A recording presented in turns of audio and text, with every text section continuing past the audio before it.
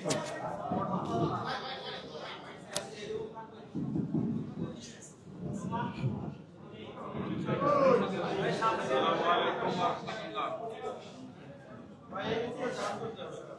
আলাইকুম ওয়া রাহমাতুল্লাহ। সম্মানিত সাংবাদিক বন্ধুগণ, আমাদের সম্মানিত উপস্থিত, আমরা সাংবাদিক সম্মেলন আরম্ভ করতে যাচ্ছি। আমি প্রথমে এই দুঃখ প্রকাশ করছি যে প্রস্তুতির জন্য আমাদের দেরি হয়ে গেল। আজকের এই গুরুত্বপূর্ণ সাংবাদিক সম্মেলনে আছেন আমাদের সম্মানিত গাবি আলী, সাবেক এমপি জনাব ডাক্তার আব্দুল্লাহ মোহাম্মদ তাহের।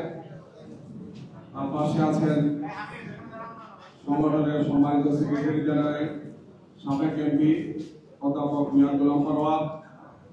তার পাশে আছেন বাম দিকে তাহের ভাইয়ের আমাদের অনেকে মাসুম, সংগঠনের কেন্দ্রীয় সহকারী সেক্রেটারি জেনারেল।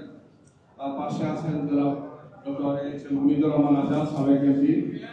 তার পাশে আছেন সাইফুল আলম খান মিলন, আমাদের কেন্দ্রীয় নির্বাহী পরিষদের সদস্য। আমার পাশে আছেন জনাব মাওলানা আব্দুল হালিম, সংগঠনের কেন্দ্রীয় সহকারী সেক্রেটারি জেনারেল। এছাড়াও মঞ্চে উপবিষ্ট আছেন আমাদের মিডিয়া প্রচার বিভাগের সেক্রেটারি অ্যাডভোকেট মতিউর রহমান আহমদ, সহকারী secretary general advocate Muazzem Hossain Helal, আমাদের প্রবীণ দায়িত্বশীল নির্বাহী সদস্য জনাব আব্দুর রব, জনাব মোবারক হুসাইন, দুজন নির্বাহী সদস্য। এর পাশে আছেন সংগঠনের কেন্দ্রীয় নির্বাহী পরিষদের সদস্য ঢাকা মহানগর উত্তরের আমির জনাব শরীফউদ্দিন, কেন্দ্রীয় অফিস সেক্রেটারি জনাব আব্দুল সত্তার সহ আমাদের নেতৃবৃন্দ উপস্থিত আছেন। আজকের এই সংবাদ সম্মেলনে সাংবাদিক ভাইদের উদ্দেশ্যে আমাদের লিখিত বক্তব্য আছে। সেই বক্তব্যটি এই পর্যায়ে আপনাদের সামনে পেশ করছেন সংগঠনের কেন্দ্রীয় নায়েবে আমির, সাবেক এমপি জনাব ডাক্তার আব্দুল্লাহ মোহাম্মদ। বিসমিল্লাহির রহমানির রহিম।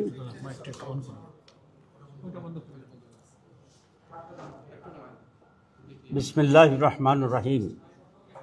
নাহমাদুহু ওয়া নুসাল্লি আলা রাসূলিল কারীম। সম্মানিত এবং প্রিয় সাংবাদিক বন্ধুরা, আসসালামু আলাইকুম ওয়া রাহমাতুল্লাহি ওয়া বারাকাতুহু। আজকের এই সাংবাদিক সম্মেলনে আমি আপনাদের সবাইকে সুস্বাগতম জানাচ্ছি। আপনারা জানেন, বিগত 16 বছরের জুলুম, নিপীড়ন, গুম, খুন, অত্যাচারের বিরুদ্ধে 2024-এর জুলাই আগস্টে ছাত্র জনতার গণ অভ্যুত্থানের মাধ্যমে ফ্যাসিবাদের চরম পতন হয়েছিল। পৃথিবীর ইতিহাসে আমরা অনেক স্বৈর শাসকের পতন দেখেছি, কিন্তু অত্যাচারের শাসকদের জন্য তার অনেক সংগ্রাম দেখেছি। কিন্তু বাংলাদেশের 24-এর সরকার পতনের যে দৃশ্য, সেটা ছিল একেবারেই এক ব্যতিক্রম। এই কৃতিত্ব জনগণের। সকলের রাজনৈতিক দল, বিশ্ববিদ্যালয়, স্কুল, কলেজ, মাদ্রাসার শিক্ষার্থী, শিক্ষক, অভিভাবক, হকার, শ্রমিক, শেষ দিকে জুলাই আন্দোলনটা এমন একটি সার্বজনীন রূপ লাভ করে যা আগে কখনো দেখা যায়নি। এবার হবে? ঠিক আছে। মাইকের আসলে সবসময় একটু ডিস্টেন্স থাকা দরকার, কিন্তু এই মাইক যিনি বলেন তাকে অনেক ভালোবাসে, কাছে থেকেই। আচ্ছা, হকার, শ্রমিক, শেষ থেকে জুলাইতে সে আন্দোলনটা এমন একটি সার্বজনীন রূপ লাভ করে যা আগে কখনো দেখা যায়নি। বাংলাদেশে আর যেন ফ্যাসিবাদ ফিরে না আসে, আবার যেন সেই দুঃশাসন ফিরে আসতে না পারে, দেশে একটি ইনসাফপূর্ণ, বৈষম্যর দুর্নীতিত সমাজ কায়েম হবে, এই আকাঙ্ক্ষা ছিল সর্বস্তরের জনগণের। গণতান্ত্রিক শাসন ব্যবস্থা পুনঃপ্রতিষ্ঠা, সভা সমাবেশ করার অধিকার, বাক স্বাধীনতা, ভোটাধিকার নিশ্চিত হওয়ার অভিপ্রায় ব্যক্ত করে আপামর জনসাধারণ। সেই প্রত্যাশাকে সামনে রেখেই জনগণ বর্তমান অন্তর্বর্তী সরকারকে দায়িত্ব দিয়েছিল। জুলাই আন্দোলন সংগ্রামের ঘটনাকে ধারণ করে জুলাই ঘোষণাপত্র ও জুলাই সনদের দাবি ছিল সর্বমহলের। এ নিয়ে জাতীয় ঐকমত্য কমিশন রাজনৈতিক দলগুলোর সাথে দীর্ঘ সংলাপ করেছে। প্রিয় সাংবাদিক বন্ধুগণ, অন্তর্বর্তী সরকারের প্রধান উপদেষ্টা জাতীয় সংসদের দক্ষিণ প্লাজায় গতকাল 5 আগস্ট এক অনুষ্ঠানের মাধ্যমে 28 দফার জুলাই ঘোষণাপত্র পাঠ করেন। মাননীয় প্রধান উপদেষ্টার এই ঘোষণাপত্র ছিল একটি অপূর্ণাঙ্গ বিবৃতির মতো। এতে গণমানুষের প্রত্যাশার পরিপূর্ণ প্রতিফলন ঘটেনি। ঘোষণাপত্রে দীর্ঘ লড়াই সংগ্রামের কথা বলা হলেও 1947 সালের আজাদিকে উপেক্ষা করা হয়েছে। এতে পিলখানা হত্যাকাণ্ড, শাপলা হত্যাকাণ্ড, 28 অক্টোবরের হত্যাকাণ্ডের উল্লেখ নেই। জুলাই গণঅভ্যুত্থানের আলেম ওলামা, মাদ্রাসা শিক্ষক ও ছাত্র, প্রবাসী ও অনলাইন অ্যাক্টিভিস্টদের ভূমিকার কথা উল্লেখ নেই, যা ইতিহাসের প্রতি অবিচার ও অবহেলা ছাড়া আর কিছু নয়। জুলাই অভ্যুত্থানের টার্নিং পয়েন্ট ছিল 9 দফা, যা পরবর্তীতে 1 দফায় রূপান্তরিত হয়েছিল। সেই বিষয়টিও ঘোষণাপত্রে এড়িয়ে যাওয়া হয়েছে। প্রিয় সাংবাদিক বন্ধুগণ, জুলাই গণঅভ্যুত্থানের প্রধান আকাঙ্ক্ষা ছিল রাষ্ট্র সংস্কার। এই জন্য 6টি কমিশন গঠন এবং জাতীয় ঐক্যমত্য কমিশনের সাথে 2 মাসের অধিক কাল যে কাজ মৌলিকভাবে ঐক্যমত্যের মাধ্যমে জুলাই সনদ প্রণয়নের সিদ্ধান্ত হয়েছে।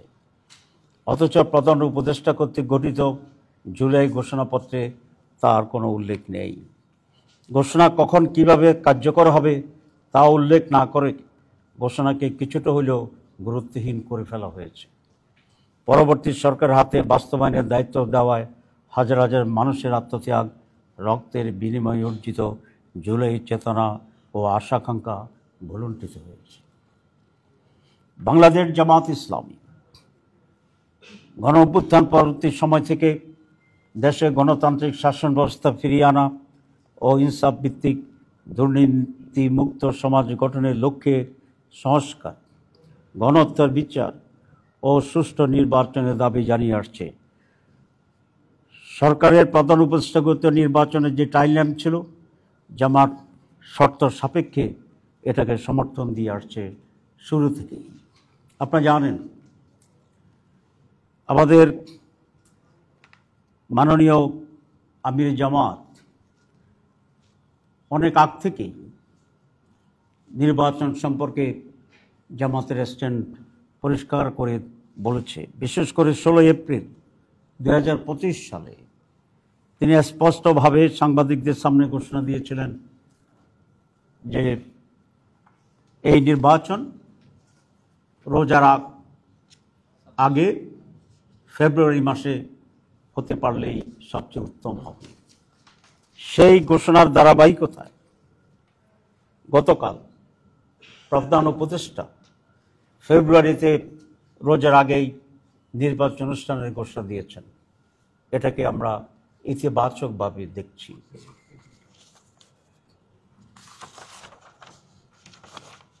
এটা আমরা মনে করি আমির জামাত যে টাইমলাইন দিয়েছিলেন গতকালের প্রধান উপদেষ্টার রমজানের আগে ফেব্রুয়ারিতে নির্বাচন ঘোষণার যে তারিখ ঘোষণা, তার সেই দাবিকেই পূরণ করা হয়েছে। কিন্তু তারিখ ঘোষণার আগে বাংলাদেশের যে রাজনীতি ইতিহাস আছে, সেখানে কতিপয় ট্রেডিশন ছিল। সেটা হচ্ছে নির্বাচন তারিখের আগে যিনি সরকার প্রধান থাকেন তিনি মেইন স্টেক হোল্ডার প্রধান রাজনৈতিক দলগুলোর সাথে সবসময় মত বিনিময় করে আসছে। এমনকি নির্বাচন কমিশনও বিভিন্ন গুরুত্বপূর্ণ রাজনৈতিক দলগুলোর সাথে নির্বাচন সম্পর্কে আলাপ আলোচনা করার এই ট্রেডিশন ছিল।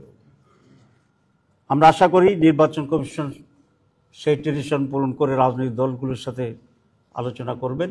কিন্তু প্রধান উপদেষ্টা এই ঐতিহ্যকে ব্যত্যয় ঘটিয়ে কোনো বড় রাজনৈতিক দলগুলোর সাথে আলাপ আলোচনা না করে একতরফাভাবে এই ঘোষণা দিয়েছিলেন। এটা খুবই ভালো হতো তিনি রাজনৈতিক দলগুলোর সাথে আলাপ করে একটা কনফিডেন্স এনে যদি এই ঘোষণাটি দিতে পারতেন। প্রিয় সাংবাদিক বন্ধুগণ, জামাত ইসলামী একটি নির্বাচনমুখী দল অতীতের সকল গ্রহণযোগ্য নির্বাচনে জামাতে ইসলামের অংশগ্রহণ ও প্রতিনিধিত্ব ছিল, সংসদে প্রতিনিধিত্ব ছিল। সাথে জামাতে ইসলামী নির্বাচনের প্রস্তুতি চলছে। আমরা লক্ষ্য করছি নির্বাচনের উপযুক্ত যে পরিবেশ থাকার কথা ছিল তা সরকার এখনও নিশ্চিত করতে পারেনি। এজন্য প্রধান উপদেষ্টা ঘোষিত টাইমলাইন অনুযায়ী অবাধ, সুষ্ঠু, নিরপেক্ষ ও গ্রহণযোগ্য নির্বাচন করার জন্যই জুলাই সনদের ভিত্তিতে আগামী নির্বাচনের ব্যবস্থা গ্রহণ করতে হবে। এ লক্ষ্যে জাতীয় ঐকমত্য কমিশন যে জুলাই সনদ প্রণয়নের প্রস্তুতি নিচ্ছে, বর্তমান অন্তর্বর্তী সরকারকে তার আইনি ভিত্তি দিতে হবে এবং এই সনদের ভিত্তিতেই আগামী নির্বাচন অনুষ্ঠান করতে হবে, অনুষ্ঠিত হইতে হবে। এর অতীতেও এই ধরনের সিদ্ধান্তের অনেক দৃষ্টান্ত বাংলাদেশে আছে, দেশের বাইরে তো আছে। যেমন আপনারা জানেন 1970 নির্বাচনের আগে 1959 সালের গণঅভ্যুত্থানের পর 1969 সালের গণঅভ্যুত্থানের পর লিগ্যাল ফ্রেমওয়ার্কের ভিত্তিতে 70 নির্বাচন পরিচালনা করা হয়েছিল এবং সেই নির্বাচনে নির্বাচিত সংসদ সদস্যদের নিয়ে গঠিত গণপরিষদে 1972 সালের সংবিধান অনুমোদন করা হয়েছিল। স্বাধীনতা ঘোষণাপত্রের মাধ্যমে 10 মাস মুজিবনগর সরকারের মুক্তিযুদ্ধ পরিচালনা এবং স্বাধীনতার পরবর্তী সরকার গঠনের পূর্ব পর্যন্ত 75-এর পট পরিবর্তনের পর এবং প্রেসিডেন্ট জিয়াউর রহমান প্রধান সামরিক আইন প্রশাসক হিসেবে দায়িত্বভার গ্রহণ, দেশ পরিচালনা, দল গঠন, সামরিক প্রশাসক থেকে প্রেসিডেন্টের দায়িত্ব গ্রহণ সহ 75 থেকে 79 সাল পর্যন্ত শাসনকালের গণভোট, অধ্যাদেশ জারি এবং এই অধ্যাদেশের মাধ্যমে ক্ষমতা আরোহণ ও দশ পরিচালনার মতো বৈধতা দিয়েছিল, যা পরবর্তী সংসদ সেটা অনুমোদন করে। আপনি এটা জানেন যে একটা হানা ভোট হয়েছিল জিয়াউর রহমানের সময়, যেখানে 90-র বেশি ভোট কাস্ট হয়েছিল। এরপরে 1990-এর গণঅভ্যুত্থানের পর 3 জোটের রূপরেখার ভিত্তিতে বিচারপতি শাহাবুদ্দিনের তত্ত্বাবধায়ক সরকারের অধীনে একটি সুষ্ঠু নিরপেক্ষ নির্বাচন অনুষ্ঠিত হলেও তার আইনি ভিত্তি না থাকায় এই রূপরেখার অন্যান্য বিষয়গুলো পরবর্তীতে বাস্তবায়ন হয়নি। সুতরাং এটা খুব স্পষ্ট যে অতীতের এ সমস্ত নজিরের পর জুলাই জাতীয় ঘোষণাপত্রের আইনি ভিত্তি দিতে কোনো ধরনের আইনগত বাধা নেই এবং এটা সহজ করে এটাকে আইনি ভিত্তি দেওয়া সম্ভব।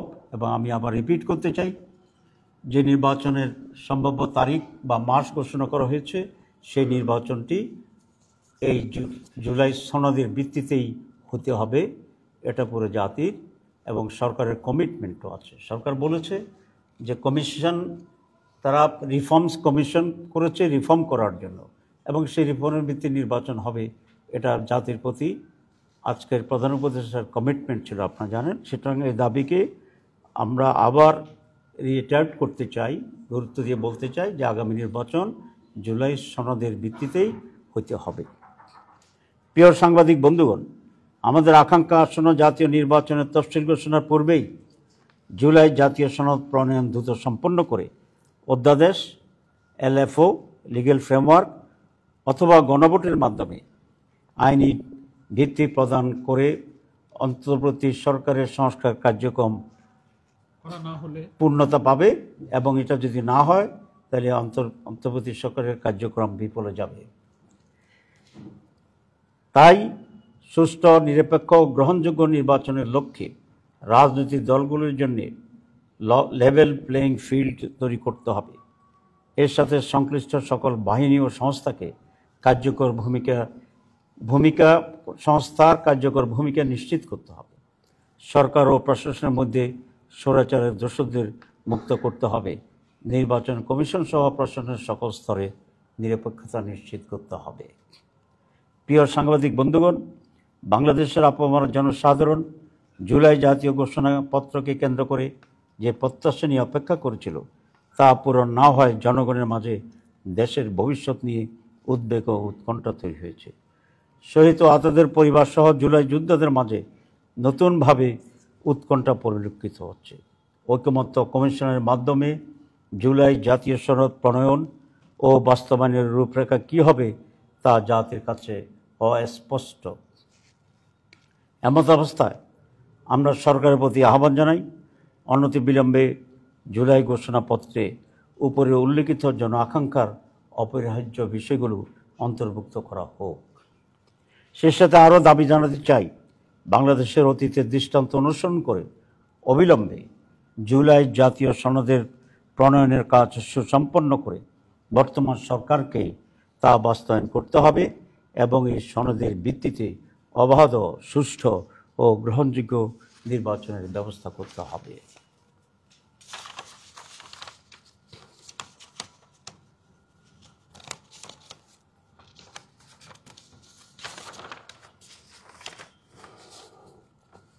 ধৈর্য সহকারে আমার বক্তব্য শোনার জন্য বাংলাদেশ জামাত ইসলামীর পক্ষ থেকে আপনাদের প্রতি আন্তরিক কৃতজ্ঞতা প্রকাশ করছি। আল্লাহ হাফেজ। বাংলাদেশ জিন্দাবাদ। বাংলাদেশ জামাত ইসলামী জিন্দাবাদ। কপিগুলো দিয়ে দাও।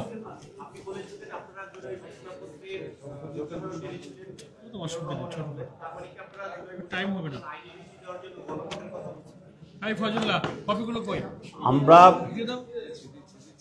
আমরা জুলাই ঘোষণাপত্রের ব্যাপারে আমরা বলেছি যে এটাকে আইনি ভিত্তি দিতে হবে এবং সংবিধানের যে প্রিএম্বল আছে এটাকে প্রিএম্বলে অন্তর্ভুক্ত করতে হবে।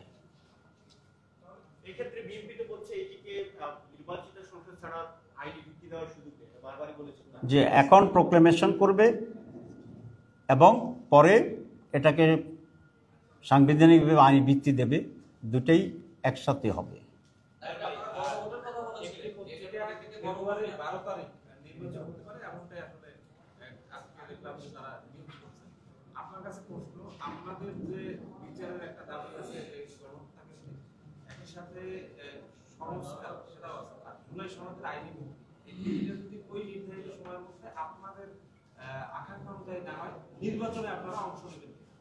আমরা বলেছি যে নির্বাচনের যে তারিখ ঘোষণা হয়েছে এটা আমাদের আমিরে জামাতের যে টাইমলাইন বলেছিল সেটাকে এটা স্যাটিসফাই করে এবং আমরা এই নির্বাচনকে ইতিবাচকভাবে দেখি।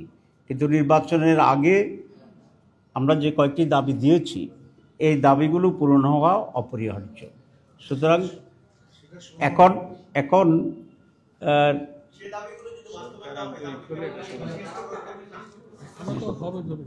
প্লিজ আমরা মনে করি এগুলা সুষ্ঠু অবাধ নির্বাচনের জন্য এই দাবি পূরণ অপরিহার্য এবং সরকার যদি সিনসিয়ার হয় তাহলে এ দাবি পূরণ একেবারেই সম্ভব।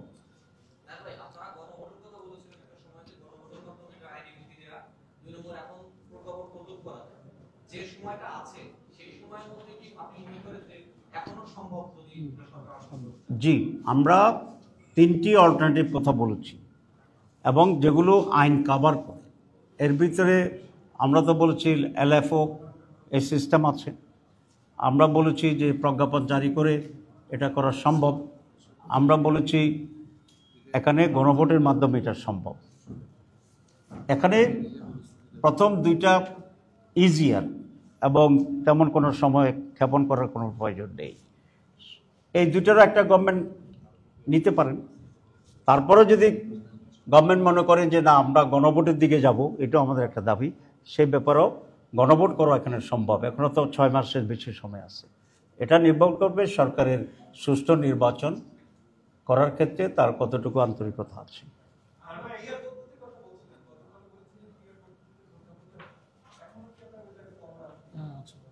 জি, আমরা মনে করি পিআর পদ্ধতিটাই হচ্ছে বাংলাদেশের সুষ্ঠু নির্বাচনের জন্য একটা মাইল ফলক হতে পারে।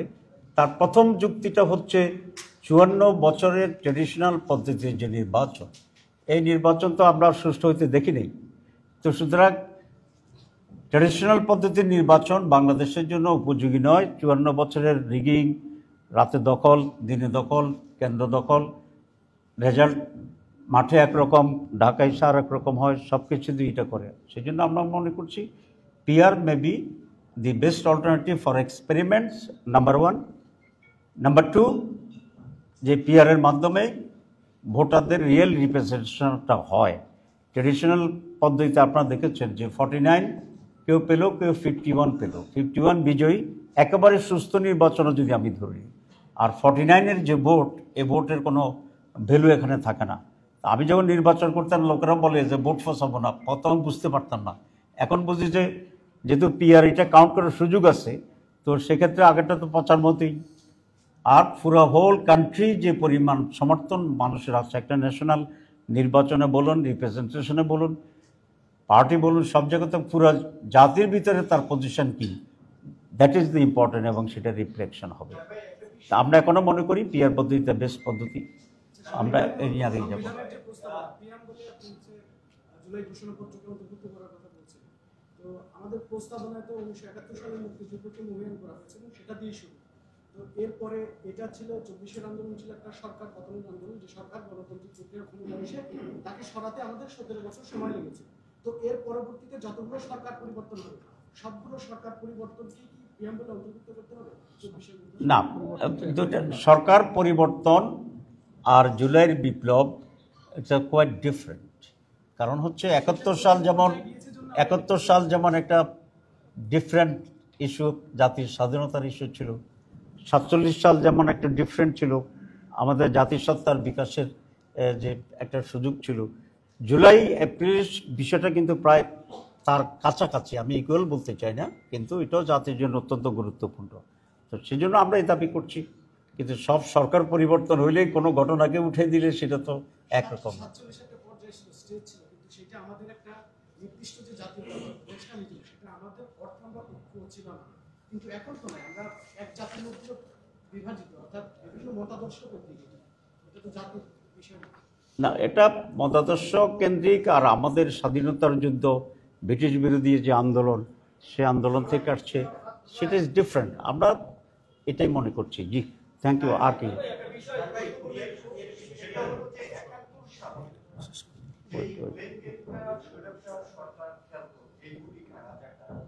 সেটা তো 5 আগস্টের পরে সেই বিষয়গুলো একটা দেখতে পেলাম।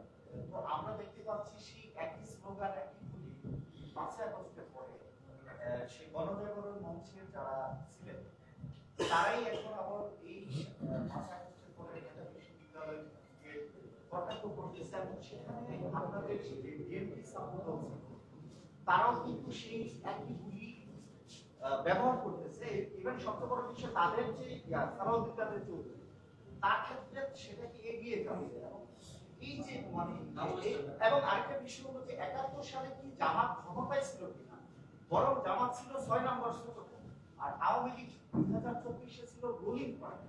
তো এত বড় একটা বড় মাপের ব্লেম কেন আপনারা বের করেন? এবং এই যে কালের পর্যন্ত বিভিন্ন পক্ষ এভাবে আপনাদেরকে প্রতিদিন কটাক্ষ করে, এই বিষয়ে আপনারা কোনো পদক্ষেপ?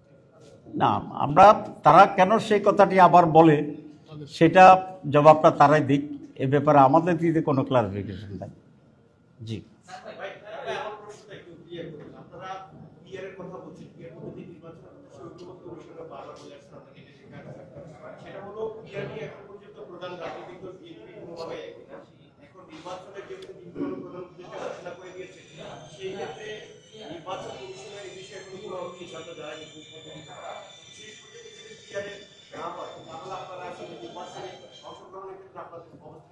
না, আমরা আমাদের দাবি নিয়ে আন্দোলন করব, তারপরে পরিস্থিতি কি হয় কখন সেটা পরের বিষয়।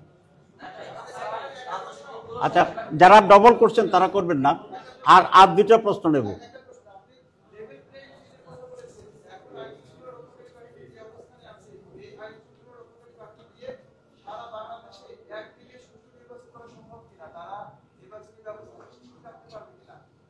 আমরা মনে করি যে আইন শৃঙ্খলা পরিস্থিতি বর্তমানে যেটা বিরাজমান, সেটা মাধ্যমে একটু সুষ্ঠু অবাধ নির্বাচন করা খুবই ডিফিকাল্ট হবে।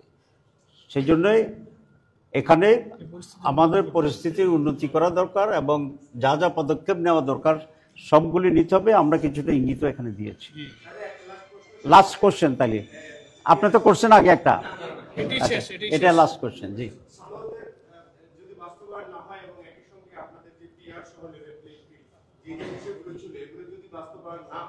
তাহলে নির্বাচনে যাওয়ার ক্ষেত্রে আপনাদের কোনো বলা হয়েছে।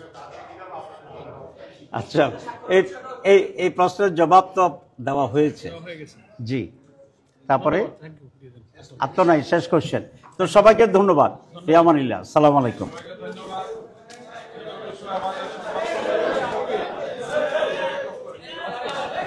সম্মেলনের কপি আমরা আপনাদেরকে দেবো সাংবাদিকদের নিয়ে। আপনারা আমাদের পক্ষ থেকে একটা লাঠি প্যাকেট আছে সাংবাদিক